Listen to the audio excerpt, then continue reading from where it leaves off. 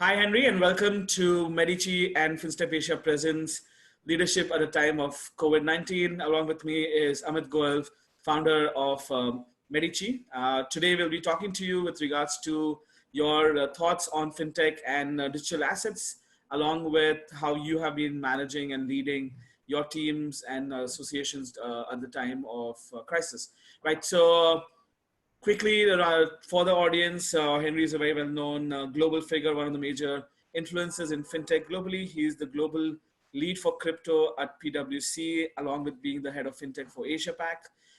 Henry is one of the first professors for fintech in the world and in Asia for sure, with University of Hong Kong. He's the chairman of the FinTech Association of Hong Kong and a co-founder. And other than that, has been part of a variety of advisory roles for governments and regulators globally, and a well-known author with his latest book, Future of FinTech, that came out last year. So Henry, welcome. Pleasure to have you, and always good discussing things with you. So starting off with, yeah, go on. No, thanks for having me. Great introduction. Yeah. So starting off with, right, it'll be great to get your perspective on how you see FinTech emerging out of COVID-19 and what are the most impacted areas, right? In particular, maybe you can also touch a little bit about the digital asset world, where you see it post this break that's taken place in general economic activity globally. Absolutely. Thanks for having me. Very excited to share with your audience. No, absolutely. Yeah. I mean, I think FinTech was already moving forward, as we all know, but definitely COVID-19 has had a material impact and catalyze the evolution we were seeing in financial services. I mean, for example, we are definitely seeing right now a rise of usage of not only digital banking products, but also digital payment solutions by everyday users. And, many of these people were often on the fence. And now because they were stuck at home, they had no choice but to try digital banking solutions. And we all know that when we start trying digital banking solutions, we're not going back to the branch. So there's been a lot of actually upside for the FinTech ecosystem in such examples, but also in the broader thematic of the future of money. I mean, one example I've been giving is really people don't want to touch paper money anymore. And really, as people believe it can transmit the virus. And I really believe COVID-19 will catalyze very quickly the phasing out of cash, at least in developed markets. And this is obviously something that we've been focused on, and there's a lot of benefits from a policy perspective, but from a technological perspective. And I think if we look at the bright side of COVID-19, the FinTech industry, generally speaking, has been a beneficiary. So Henry, I want to focus on central bank digital currencies. And it's your favorite topic. We are doing a lot of work at MEDICI on that. One of the things I wanted to ask you is that there are basically three ways of implementing CBDC as we understand. There's a direct method which central banks will do. There's an intermediary based method, and then there's a hybrid method. How do you see, when we go into sort of implementations, which approach do you think will be the most prevalent one? Yeah, good question. I mean, so obviously central bank digital currencies, I guess for your audience, these are digital currencies issued by central bank, unlike decentralized ones like Bitcoin, for example. Really in the next 12 to 18 months, there'll be extreme focus on central bank digital currencies. This started really 9 months ago when Libra was announced, but really since then, we are seeing a very, very big focus on this, not only on central banks and regulators, but also policymakers and governments. I think there's various ways this can take place, and there's been different models around the world. For example, one of the big ones right now being discussed is the latest Swedish model or the Chinese model, which is you issue the central bank digital currency via existing intermediaries. But there's also different models that are being discussed. One of the recent one is the one from the Bank of England, where we propose a platform model, where basically allows private sector and other players to come and tap into it and leverage, if you want, the back end of this CBDC. And there's, different other ones you mentioned. One of them is what we call the synthetic CBDC, which is really issued by maybe a non-bank fintech, but with assets backed 100% with the central bank, a bit like the narrow banking model that we discussed in the US last couple of years. So there's different models going on. Personally, I really believe that we will see increased CBDC initiatives over the coming months. The most likely model we're going to see is probably CBDC being issued using the existing financial ecosystem, financial institutions, for example. The main reason being that if central bank digital currencies are issued without the banks, this has a big risk for banks for two reasons. One of them, in case of financial instability, it may cause a run from the banks. And if you're able to actually store your value somewhere else, and there's no limit to it, that may actually accelerate the run on the banks. For example, today, if I don't trust my bank, I could go to the ATM and withdraw all my money in cash, but there's a limit of how much cash you can keep in your house in a safe way, in an effective way, which is something we don't have with digital currencies. And second, I would say is really, it can really impact literally how banking works. If banks do not have deposits in their accounts, they need to look at funding on a wholesale level, which will raise their cost of funding. Again, and all this may have a risk on the system. And I would say, if I would finish off with saying that also, I doubt central banks want to start opening accounts for retail customers. Right now, a central bank outsources this work to a lot of the member banks that it has, who handle not only account opening and servicing, but also regulatory compliance and AML and items like these. So I believe it's very unlikely we'll see central banks issue it. But again, this is an area to watch. And I believe anybody that works in finance today, you may not believe in central bank digital currencies. You may not believe in Bitcoin. You may not even believe in digital currencies, but you need to keep an eye on CBDCs, because this will happen. And it's not a question of if, it's a question of when, and the impact it will have will be across the financial industry. Right. So we might see a gradual approach rather than rip the bandage off. But in terms of the pilots, right? So we were talking to the central banker from Ukraine. Those guys had done a fantastic pilot. There are pilots happening in different parts of the world, especially in China. When do we kind of see this going beyond pilots? And if you could throw some light, what's the timeline looking like right now? Yeah, it's good question. I personally believe that if Libra didn't happen, this whole CBDC conversation will be a theoretical conversation that we would discuss at academic conferences. Libra catalyzed it. I would say, if I look globally right now, the countries that are the most advanced, I would say, in my personal opinion, are what Riksbank has been doing in Sweden. Their latest proposal, the 2020 version, is actually very interesting. And as you mentioned, the Bank of England, with their latest consultation, I believe is very advanced on that topic as well. And I actually like a lot of the ideas they propose. I would say if I was a betting man, if I had to guess which country, like G20 country that would implement it, is obviously going to be China. We have smaller countries right now that are planned to issue their own digital currency. The Marshall Islands is a good example. But of course, it's a small country with 50,000 people. There's no central bank. So maybe it's not a really good comparison at the global level. China, with its announcement of the DCEP, which is Digital Currency Electronic Payment, has announced, actually confirmed last week, that they are launching the pilots in 4 cities in China. It's going to be in Shenzhen, in Chengdu, in Suzhou, and in Chongqing, which is a city about 100 kilometers from Beijing. And that will be the first G20 country to do proper pilot with plans that, if it works, to potentially scale it up. So one more follow-up question on this is that at MEDICI, we are getting a lot of questions around, from bankers as well as fintechs, that as their countries are looking to do these pilots, they're looking forward to do, CBDCs. How should they start preparing for it? What will it mean for them? Is there something they can do from a technological standpoint, or just sort of engaging with the central banks? What is your advice for them?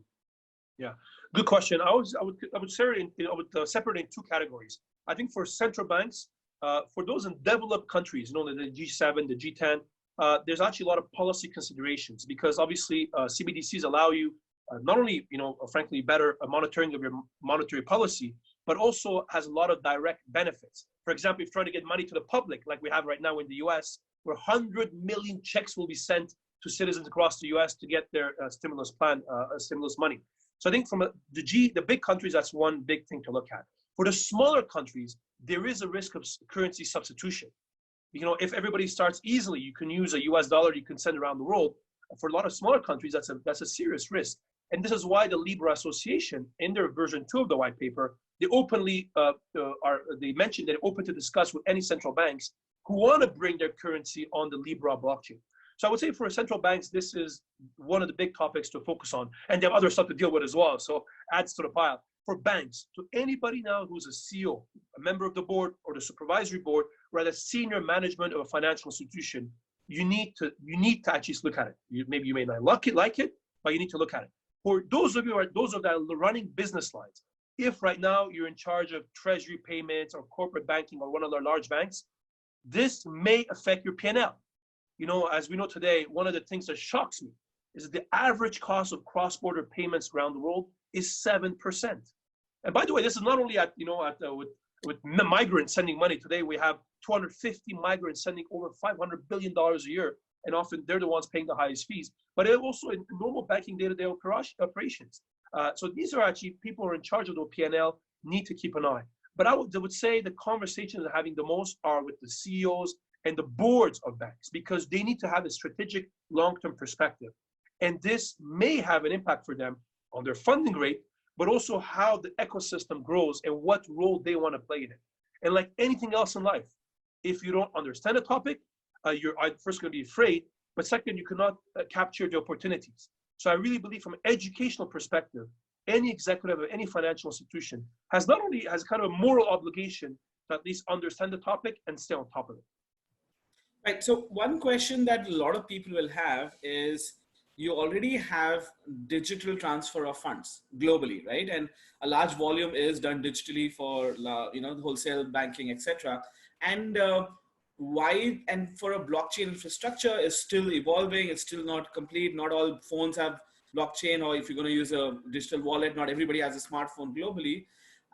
And so the likes of India, which use UPI and direct banking, etc., is there, and they have bank accounts everywhere. So why should somebody use digital asset currencies versus digital transfer modes of money? Like that, why is there need to do this versus this? That'd be a good. I think a lot of people need to understand that difference, or I have that question. So would be love to Absolutely. hear. Absolutely. I think, and like you mentioned, the India example, right? I always said that within a country, actually payment systems, generally speaking, are not perfect, but they're actually pretty good. I mean, you give India as an example, and I would say most, even the US with Venmo and Hong Kong with PayMe and others, there's a lot of good tools to transfer money or value within a country. The problem always arrives at the cross-border level. So you mentioned between central banks.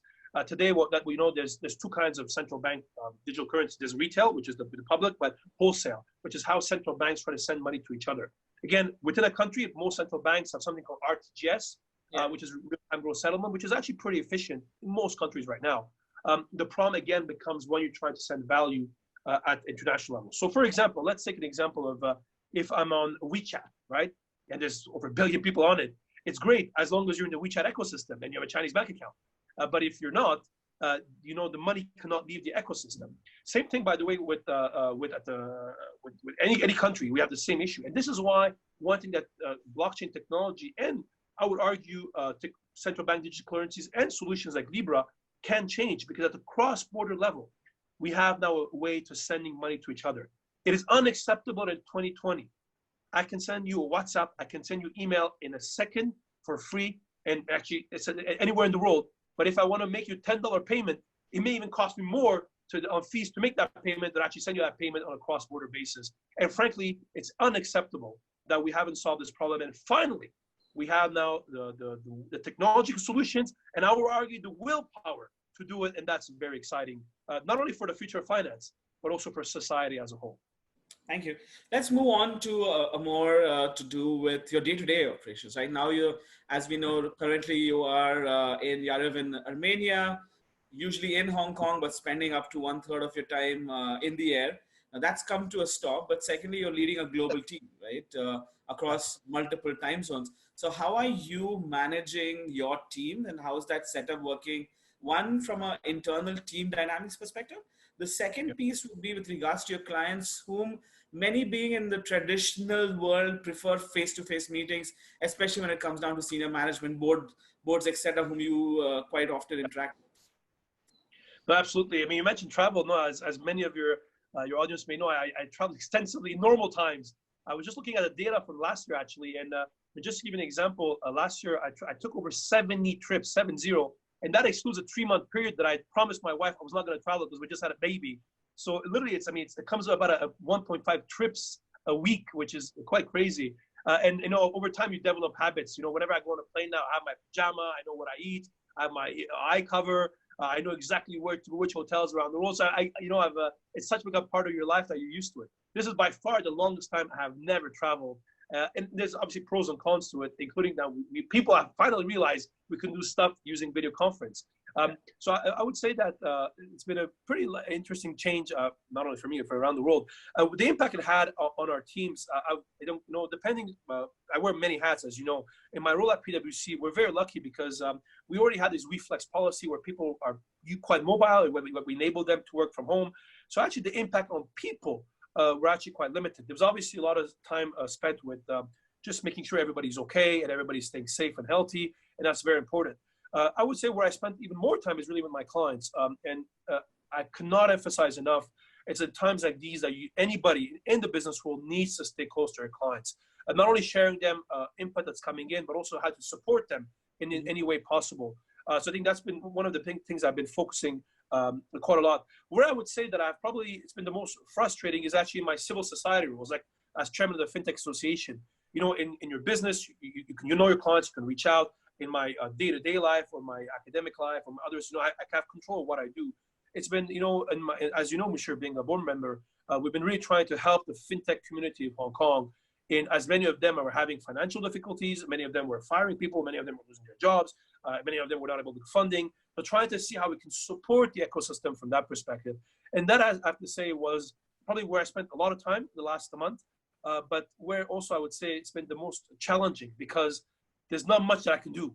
As much as we can try to work with government, get funding, I cannot go and run the fundraising round for a startup or try to help them win business or actually help them deal with a lot of internal issues. And I think as any leader, any organization knows, when times are good, actually nobody really needs you. It's in times where times are tough that actually you really need to come in and step in and show your leadership and try to help. And that's one of the things we've been trying to do as much as possible over the last couple of months. Right. Now let's talk a little bit about your personal journey, and I'm going to break it down in asking about two things. Right. One is just looking at how you've, you know, built out this the career in fintech from being a proper investment banker with UBS. The first time we met, was in a fintech conference. You're still with UBS. From there, transitioning into consulting, and then, you know, working on all of this, and we've seen how Hong Kong's changed. My first fintech conference was watching you, James Lloyd, and Lawrence from Nest in a small room for a joint Canadian Chamber AmCham event with 25 people, right? I'm like, wow, that nowadays I'm sure just each of you alone can fill halls of 1,000 people each. But that's evolved quite a bit. But what's been your personal journey in this, right? From being a professor to, you know, all of this. That's one. The second part, which is probably you do your bloopers and you do your insights on your videos quite often. But one of the things that a lot of people ask or would like to know is how do you manage your time, right? With multiple hats and almost 24/7 clientele. Plus I know, having worked so closely with you in the FinTech Association, I don't think you've ever missed a meeting. I quite remember one of the times you even called in during your parents' wedding anniversary or a major event, and you came in for the board meeting through a call, and you're very dedicated and you put in a lot of effort. It's not just, FaceTime, it's a lot of time that goes in. So, and you have two kids, as you said, you just had a baby a few months back. How are you managing all of this? Well, it's a big question. I'll try to tackle it. Tackle the first one first. You asked me, share on the journey. I tell people I'm very privileged. Really, my passion in life is really the future of finance, future of money. And I think I'm very privileged that I'm able to work and do this as a living in what I do so really my weekday job and weekend is actually very similar. But I would say that the journey, I always say, and I tell this to all my students every year, and actually there's actually a number of videos of speeches that I've given that are now available on the internet, on my LinkedIn page or YouTube page, people can see. But I always tell people you need to sit on the edge of your seat and you need to think like an immigrant. As you know, I have Armenian background. My family was completely massacred 100 years ago.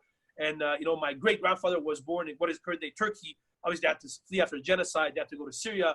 They built their lives there. Actually, up to today in Aleppo, there's a street called Arslanian. But then they had to leave. They went to go to Lebanon. Lebanon, then they built their life, became very successful. The war started, came to Canada. And then again, Canada, I was very fortunate. I did quite well. I was number one in my university. I was working in one of the best law firms, and I realized, well, the puck is going somewhere else. And I left everything, moved to China, bought a book, Chinese for Dummies, learned Chinese, did a master's degree in Chinese law, and because I believe that's where things are heading. And this is what I tell all my students is you always need to think like an immigrant. Always be paranoid. To this day, every month, I have it on my calendar. I know I showed it to many over the years, probably including you, Musher. I take a 2-hour time every month where I go by myself somewhere and I reflect and I say, how is what I'm doing being disrupted? In my business right now, we're number one in the market by far. And I still, every month, I'm paranoid on how we're going to get disrupted. And this is what keeps you on your feet. And this is actually how I got into FinTech. I was a lawyer, I was a banker. And then I realized I was working in a bank. So finance is changing. The way we're doing things is not going to work. And I was actually very criticized and laughed at many times. There's many stories my colleagues who used to work for me in banking remember where I used to get publicly laughed at, or people used to tell me, email me, say, stop talking about FinTech. This is not good. We don't want people to know about this. And obviously then I went into FinTech full on. And I really believe that unless you're happy to be disrupted yourself, and in the world we're moving in, I personally believe that every couple of years I will need to completely reinvent myself. And everybody now, that's the understanding you need to have, that you will need to reinvent yourself completely in anything you do. This is why you need to be paranoid, never be comfortable, and always sit on the edge of your seat. And there's been many examples of these. Finance is a great example. We're going to go through this. And that's why I think one of the reasons I teach at the university as well. I really believe it's unacceptable in 2020. We let students graduate out of universities and programs in finance or engineering with no courses on FinTech.